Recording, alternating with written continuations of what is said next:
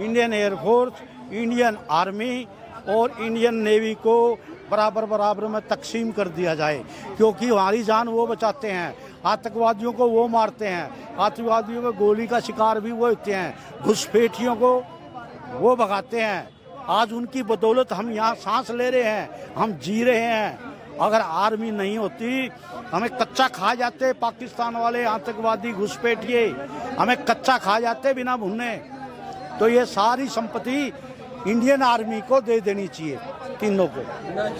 एक तरफ नेशनलाइज इंदिरा गांधी ने बैंकों। अंशु कुमार।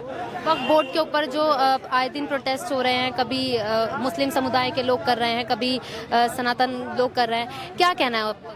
देखिए, वक्फ बोर्ड को तो जो प्रोटेस्ट कर रहे हैं और सब कर रहे हैं, सबसे बड़ी बात है कि कल सरकार संशोधन लेके आ रही है, अमेंडमेंट लेके आ रही है। मेरे हिसाब से वक्फ को खत्म कर देना चाहिए था, क्योंकि वक्फ ने खत्म क्यों कर देना चाहिए वक्फ? अरे तो खत्म नहीं करना चाहिए मैम।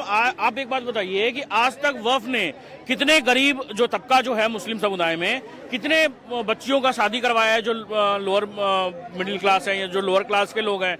नहीं करवाया, कुछ भी नहीं करवाया। कितने यूनिवर्सिटीज खुलवाए, कितने स्कूल खुलवाया, कितने हॉस्पिटल खुलवाए, क्या करवाया, क्या किया वक्फ बोर्ड ने? वक्फ बोर्ड ने ये किया है कि कन्हैयालाल साहू का जो जिसका गला काटा गया था उसका केस लड़ रहा है, और उसका फंडिंग कौन करता है? वक्फ बोर्ड। जमायते उलमाए हिंद उसका केस लड़ रहा है, यही करता है। देश को तोड़ने की राजनीति में वक्फ बोर्ड का सबसे नंबर 1 हाथ है। आप ये सोचिए, जिसके पास में खाने को पैसा नहीं, उसके पास में वक्फ माने वो जमीन दान करेंगे वक्फ में, तीसरे नंबर का जमीन हो जाएगा। अरे एक चीज हमें सोचना चाहिए ना कि भाई खाने के तो लाले पड़े हैं इनके। ये तो कहते हैं अल्लाह की संपत्ति है ये तो। देखिए, कोई अल्लाह की संपत्ति नहीं है, कुछ भी नहीं है ये सब। उनको वक्फ का मतलब पूछेंगे, किसी को भी नहीं पता होगा। पहले क्या होता था ना कि वो जब क्या बोलते हैं संपत्ति दान करते थे तो एक डीड बनता है। आज क्या हुआ, जब ये कांग्रेस की सरकार जब जाने वाली थी, इनको पता है कि हम जाने वाले हैं, तो 2013 में संशोधन कर देते हैं कि वक्फ बाय यूजर। अगर डीड नहीं है, अगर उसका ये नहीं है, कागज पत्र नहीं है, तो वक्फ बाय यूजर बोल दो। यही किया है कांग्रेस ने। आज उसके बाद में देखिए क्यों डरी हुई है, क्योंकि ओवैसी ने कब्जा कर रखा है वक्फ पे, अखिलेश यादव ने कब्जा कर रखा है वक्फ के लैंड पे, और ममता बनर्जी ने कब्जा कर रखा है। जितने बड़े बड़े नेता हैं जो विपक्ष के, जो लोग अमेंडमेंट के खिलाफ है, क्यों खिलाफ है आप सोच रहे हैं? इसलिए खिलाफ है क्योंकि उनके पास में लैंड उन लोग कब्जा करके रखे हैं, यही चीज है। कुछ लोगों का कहना है जो वक्फ संपत्तियां हैं उनको जो बढ़ावा दे रहा है वो कांग्रेस पार्टी है। बिल्कुल मैम, सही बात है। ये बढ़ावा जो दे रहा है ना कांग्रेस पार्टी को ही जैसे देखिए दो जन ने सपना देखा था कांग्रेस मुक्त भारत, वैसे ही वक्फ मुक्त भारत। वक्फ होना ही नहीं चाहिए और कांग्रेस भी नहीं होना चाहिए। कांग्रेस ने ऐसा पहले क्या था ना कि 2013 तक 1979 में भी जजमेंट पास हुआ था और 2010 में भी जजमेंट पास हुआ था सुप्रीम कोर्ट के द्वारा कि किसी भी नॉन मुस्लिम का जो प्रॉपर्टी है वो वक्फ में नहीं आ सकता। मगर 2013 में कांग्रेस ने क्या किया कि किसी भी मुस्लिम का, नॉन मुस्लिम का प्रॉपर्टी इसमें आ सकता है। इतिहास क्या है इस्लाम का? मेरे ख्याल से 1445-46 साल का इतिहास है इस देश में। आज 1500 साल पुराना, 1600 साल पुराना मंदिर को भी और एक गांव को भी वो बोल देता है कि वक्फ का जमीन है। तो सबसे बड़ी बात है कि ये सोचने की जरूरत है कि ये वक्फ की जमीन कैसे है। सर क्या नाम है?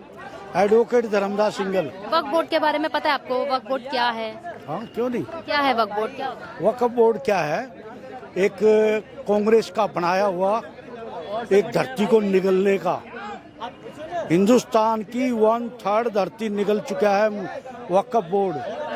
वक्फ का मतलब तो होता है दान, बोर्ड होता है, बोर्ड तो बोर्ड होता है। तो ये जो है ना, ये षड्यंत्र के तहत कांग्रेस पार्टी ने ये वक्फ बोर्ड को बनाया, नेहरू ने बनाया, इंदिरा जी ने और ज़्यादा पावर दे दी।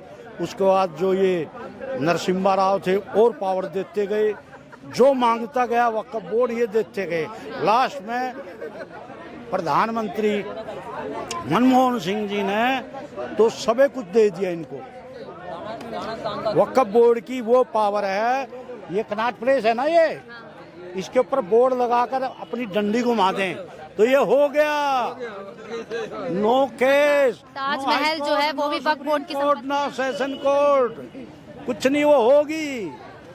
ऐसी पावर डेलीगेट कर दी। ताजमहल भी वक्फ बोर्ड की संपत्ति है। ताजमहल उसकी वक्फ बोर्ड की क्यों है? धरती हमारी, तो उन्होंने कहा है। पत्थर सारा हमारा राजस्थान का लग गया। 22,000 मजदूर मिस्त्री कारीगरों ने काम किया और उनके हाथ कटवा दिए गए मुगल बादशाह शाहजहां ने। एक पक्ष कह रहा है अगर ये वक्फ बोर्ड, कजाकिस्तान से ले आए थे सुनिए। क्या पैसा? एक हमारा पे जजिया कर लगा के टैक्स इकट्ठा किया था, उस पैसे से ये बना था। और 3 करोड़ रुपए लागत, आज से 500 साल पहले 3 करोड़ रुपए लागत आई थी और सारा राजस्थान का पत्थर आया था।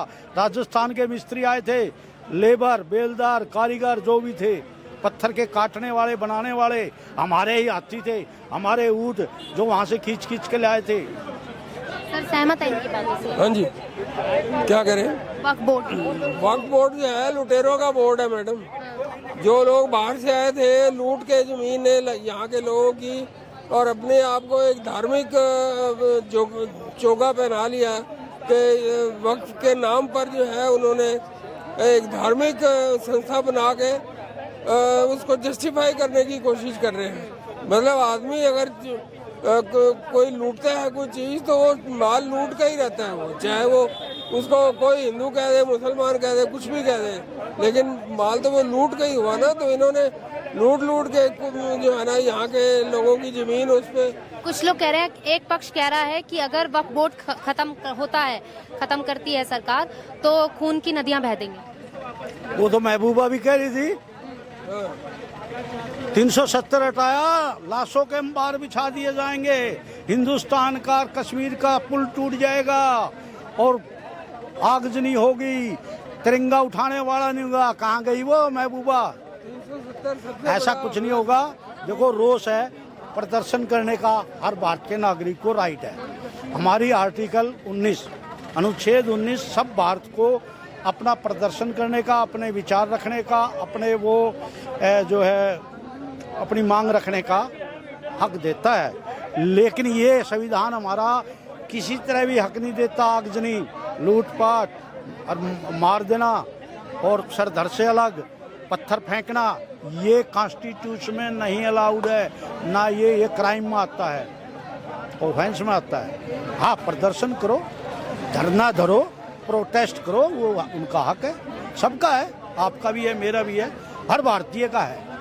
और ये जो है ना वक्फ बोर्ड, मैं तो कह रहा हूँ भारत सरकार मेरी अगर आवाज़ सुन रही हो, इसको बिल्कुल ख़त्म करके इसकी समस्त संपत्ति को इंडियन एयरफोर्स, इंडियन आर्मी और इंडियन नेवी को बराबर में तकसीम कर दिया जाए। क्योंकि हमारी जान वो बचाते हैं, आतंकवादियों को वो मारते हैं, आतंकवादियों को गोली का शिकार भी वो होते हैं, घुसपैठियों को वो भगाते हैं। आज उनकी बदौलत हम यहाँ सांस ले रहे हैं, हम जी रहे हैं। अगर आर्मी नहीं होती, हमें कच्चा खा जाते पाकिस्तान वाले आतंकवादी घुसपैठिए, हमें कच्चा खा जाते बिना भुने। तो ये सारी संपत्ति इंडियन आर्मी को दे देनी चाहिए, तीनों को। नेशनलाइज कर देना। एक तरफ जैसे नेशनलाइज, जैसे इंदिरा गांधी ने बैंकों